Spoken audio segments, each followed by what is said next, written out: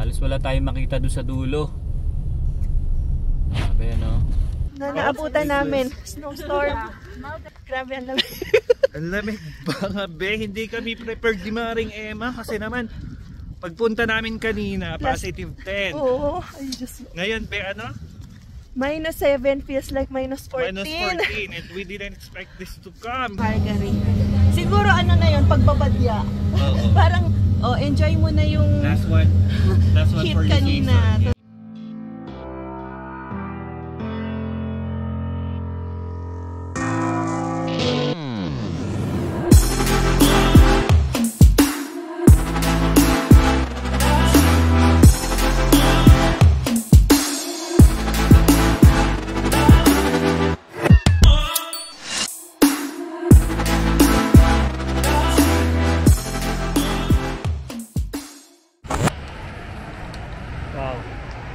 Kanina paghatid natin kay Emma, mainit sabi namin. Ito na yung snow. So ngayon guys, yan, so nakikita nyo snow na naman ano. Yan, so makikita kasi kami na Emma guys sa ano, train station. So lagay ko lang muna yung gamit. Ano, so kanina ano na matubig na tong paligid natin. Ayan, bagsak na naman ang snow. Ay, nako. Grabe. Buhay Canada. Ganyan talaga guys ang buhay dito. Oops. Ang dulas. Shit. Oh. Ang dulas.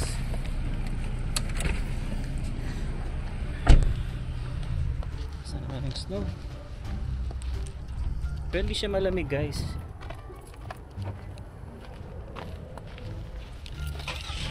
Ingat lang talaga sa ano, sa daan. Sa susunod nga guys, pagka nag-snow ulit ng ganito kalakas, kunyari napuno na to, siguro i-shovel ko hanggang dito na. Tanggalin ko yung sa ilalim. Hirap pagka natunaw tapos biglang dumamig kasi magpe-freeze siya. So dun yung madulas. Hi guys, ayan, sundo namin si mami niya ngayon. Lakas ng snow. Pupuno na naman nata ang Calgary. Yan, medyo ingat lang tayo dito kasi madulas tong part na to. Ayan. Okay, suktan natin yan dyan.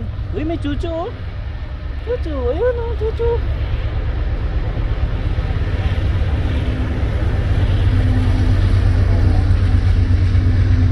Ayan ho, train. Grabe, puting-puti na naman kami na to. Ang lalaki ng snow niya. Ayan o, mapapansin nyo. Buo agad o, halos matakpan agad yung sasakyan natin. So ganun siya kalakas. Yeah. Woo! Woo! Sayon. Kawawa naman ang baby ko. Sorry mahal. Sundo natin si mami. Okay.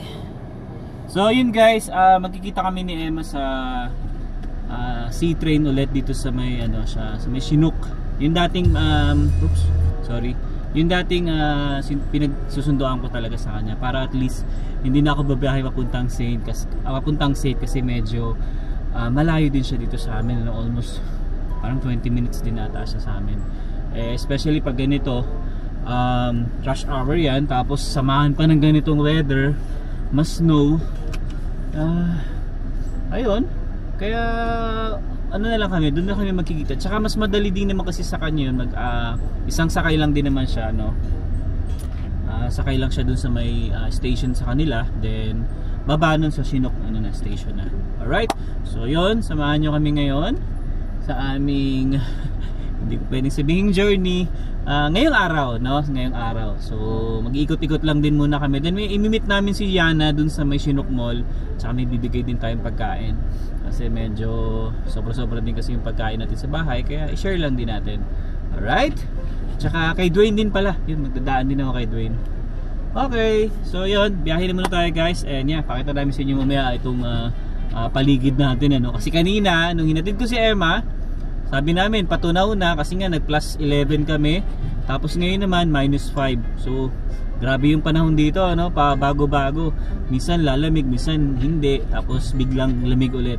So kaya yung mga tubig dyan malamang frozen na naman yan. Okay, so let's go. Ayan guys, so kanina tubig na to nung hinatid ko si Emma. Pero nga dahil nga sa biglang bumaba yung ating temperatura, ayan, so medyo nagyelo na ulit siya. Ayan, diba? Puting-puti na naman tayo. Uy, buhay Canada, buhay Canada. Okay, so yun, drive muna tayo guys, no? Siya nga pala guys, no, kapag ganito lalabas ka ng street, no, so kailangan clear parehas yan, kaliwa at saka kanan. Yan. So FYI lang guys, no, yan, sa mga wala dito sa Canada or magbabalak pa lang pumunta rito, ganito magano dito guys, ganito yung driving dito. So kailangan mo hintayin yung kabilang side na clear talaga saka tayo lalabas. So kahit na clear tong kaliwa natin pero yung kanan natin is may dumadaan pa, hindi tayo pwedeng pumunta doon sa gitna, babanggain tayo. So dito, kaya kailangan dito tingin kaliwat kanan ka talaga. Kaliwat kanan ang tingin. Ayan o, tulad nyan, clear yung kaliwa ko, pero yung kanan ko, hindi. Ayan, pero ito okay na to, lampas na isa. Okay na siya, so clear na. So yan, oh, grabe guys yung snow, tingnan nyo naman. Ang tindi. Ang lakas. Oh, ilang buo siya. Ang alam ko sa Sabado pa Sabado tsaka Linggo ang buhos na to, pero bigla na lang nagkaroon ng snow. Well, siguro hindi lang ako updated kanina, no? Kaya ganon. Well, yeah, sige, drive muna tayo guys, focus muna tayo. Yan, pag mga ganitong panahon talaga guys, syempre doble ingat din tayo, no? Especially sa pagdadrive natin. Kasi pag ganitong mga snow, syempre yung dinadaanan natin is may yellow. So may tendency na tumulas tayo. Kaya ingat lang din talaga. Pag ako naman guys, pag ganitong panahon talaga, as much as possible, alali lang ako sa pagdadrive. Kasi ayoko ma-experience na dumulas. Yabas. Ayoko ma-experience na dumulas, syempre nakakatakot guys. Although may insurance naman tayo, pero hassle pa rin guys, diba? Huwag tayo masyadong kampante sa insurance natin. Tulad niyan, yung mismong daan ng ano ngayon is puting-puti. Kaya, oh grabe, zero visibility oh. Itong natin dito sa dashboard ko yung camera. Oh, tingnan nyo guys, walang makita, diba? So pag ganyan, talagang ingat tayo. Huwag tayong masyadong magpatakbo ng mabilis. Grabe to. Halos hindi ko na makita yung ano, yung lane. Pag ganito, kansyahan na lang to sunod-sunod na lang tayo dun sa mga sasakyan. Ayan o. Grabe ano. Hindi natin makita yung nasa unahan natin. So sunod na lang tayo dito sa sasakyan na to. Kita nyo yung kalsada, ano? Medyo mahirap pag ganito mag-drive. Kailangan ko rin syempre sunduin si Emma kasi mas mahihirapan siya kapag magko-commute siya. Kaya sabi ko, dito na lang kami magkita sa sa Chinook nga. At saka may pakay din kasi kami guys, kaya na may kukunin kasi akong T4 ko. Kaya na kasi yung di ba nagtrabaho ako sa sa Chinook Mall. So meron hanggang kasi ako doon hanggang February kasi ako noong last year. So abot siya doon sa ipa-file namin na tax. Hindi ko na nabago yung address ko doon sa sa Chinook Mall, kaya doon pinadala sa old na bahay namin. Which is si Yana yung nakakuha. Kaya kukunin namin kay Yana.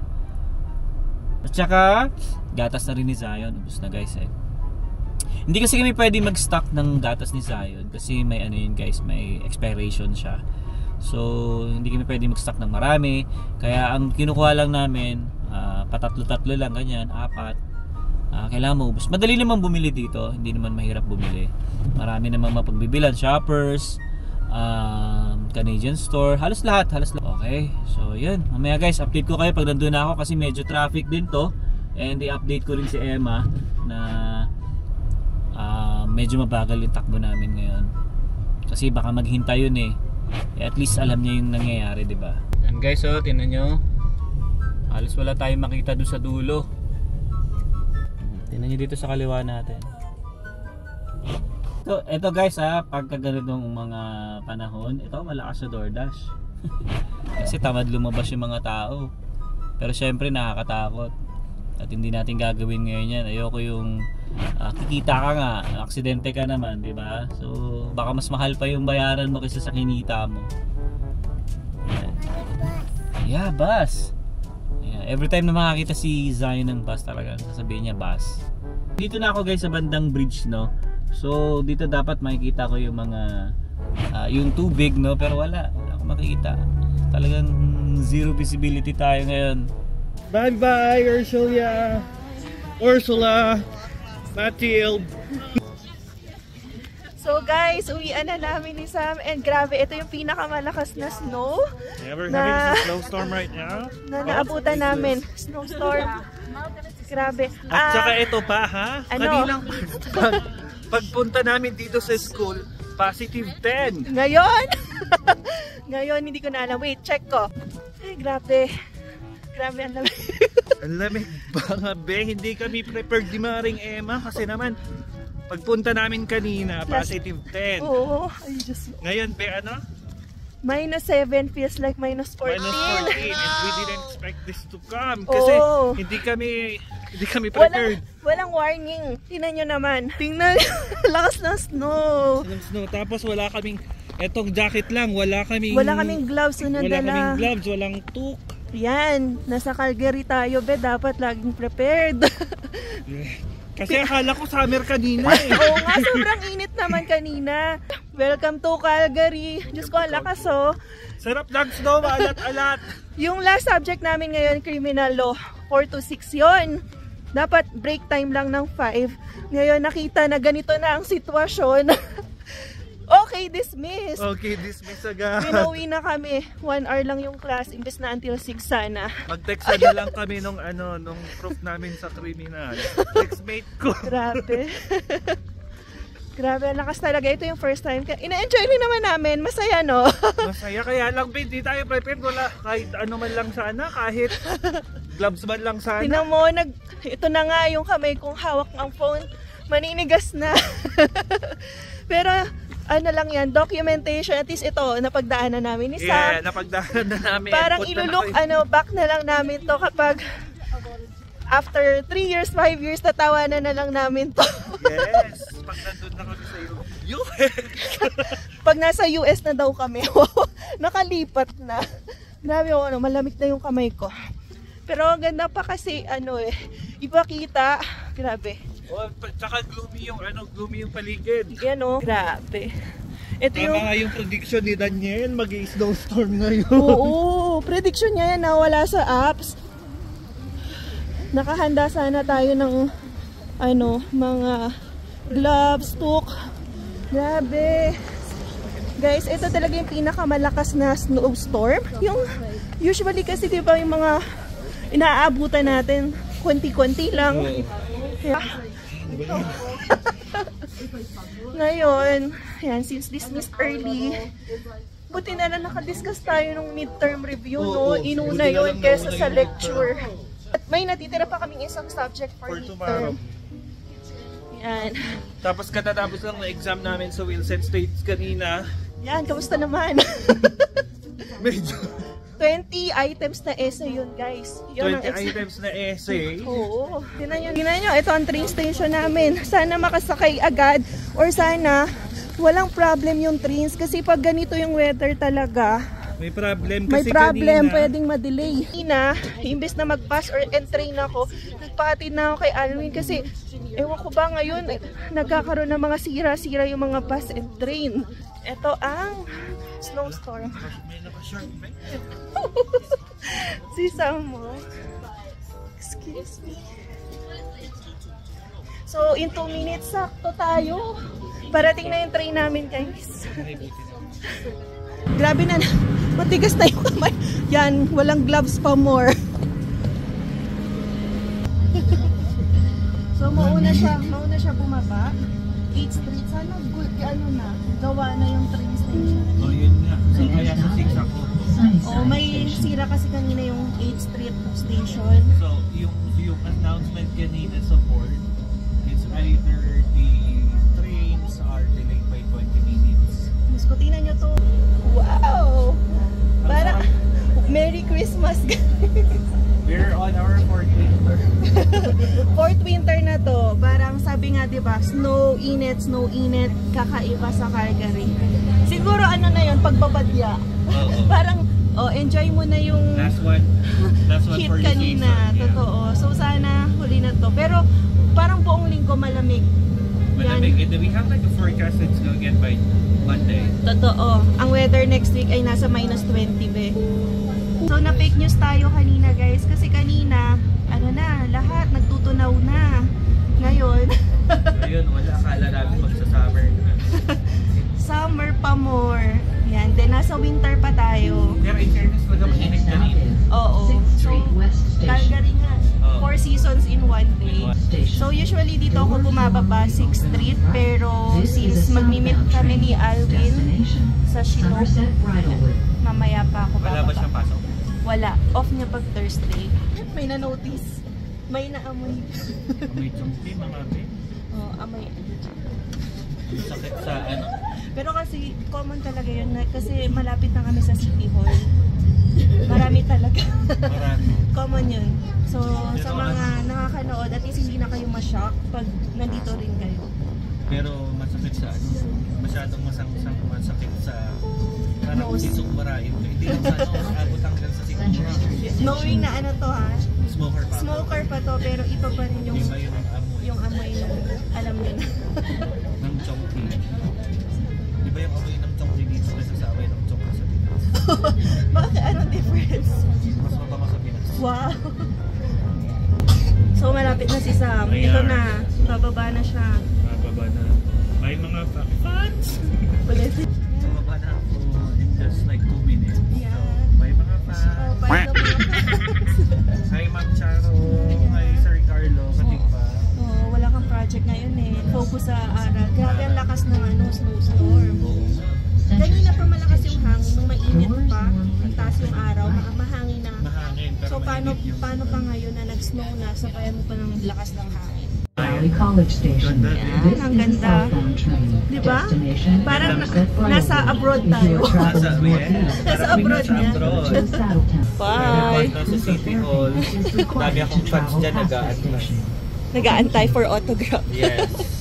Yun din, ano yun. Ayan. Bye-bye. Bye! Ingat, see you tomorrow! So guys, kakababa ko lang ng train. And nandito na tayo sa Chinook Station.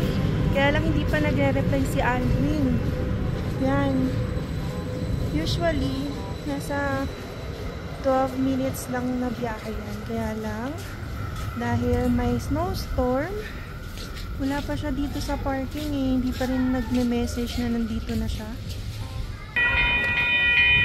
So, let's wait for Alvin.